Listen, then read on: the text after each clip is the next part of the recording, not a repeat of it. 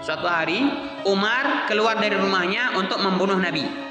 Umar keluar dari rumahnya untuk membunuh Nabi Muhammad. Kemudian dia melewati rumah adiknya, adik perempuannya bernama Fatimah.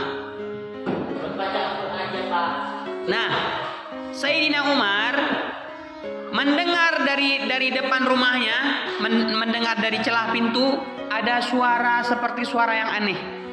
Padahal Fatimah dan suaminya sedang membaca Al-Quran. Kemudian Fakhrizal, Sayyidina Umar masuk ke dalam rumah itu, bukan masuk ke pintu, didobrak pintunya.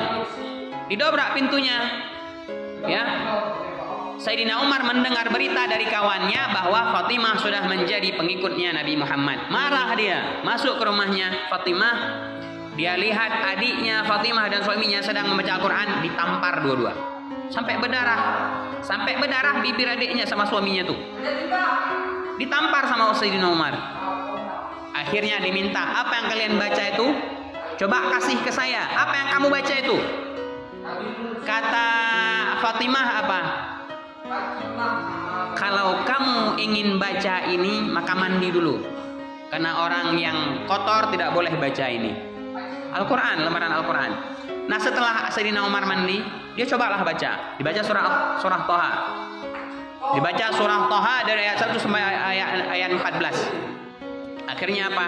Takdir Allah Subhanahu wa taala, Sayyidina Umar dapat hidayah karena membaca Al-Quran. Akhirnya keluar dia dari rumah Fatimah tadi yang rencana pertamanya untuk membunuh Nabi Muhammad, tapi keluar dia kali ini menuju rumah Nabi Muhammad untuk masuk Islam. Ini mukjizat Al-Quran. Karena Al-Quran. Maka Fakhrizal, Bayu, kalau Umar saja yang dulunya kafir bisa lembut hatinya karena Al-Quran, apalagi kita, apalagi kalian ini yang sudah lahir dalam keadaan Islam, dalam keadaan Muslim. Maka harus, yang pertama yang harus kalian miliki apa? Sungguh-sungguh mau belajar Quran. Itu yang paling pertama dulu. Kalau kalian sungguh-sungguh belajar, pasti akan bisa manjada wajada. Barang siapa yang bersungguh-sungguh pasti akan mendapat. Paham, Ivan? Jadi kisah-kisah nih jadikan inspirasi dalam hidup. Ya. Umar yang dulunya kafir, Ivan. Umar yang dulunya kafir sangat membenci Nabi Muhammad, berkat daripada wasilah Al-Quran jadi lembut hatinya, jadi orang yang paling cinta kepada Nabi Muhammad. Jadi orang yang paling sayang kepada Nabi Muhammad. Berkah Al-Quran melembutkan hati.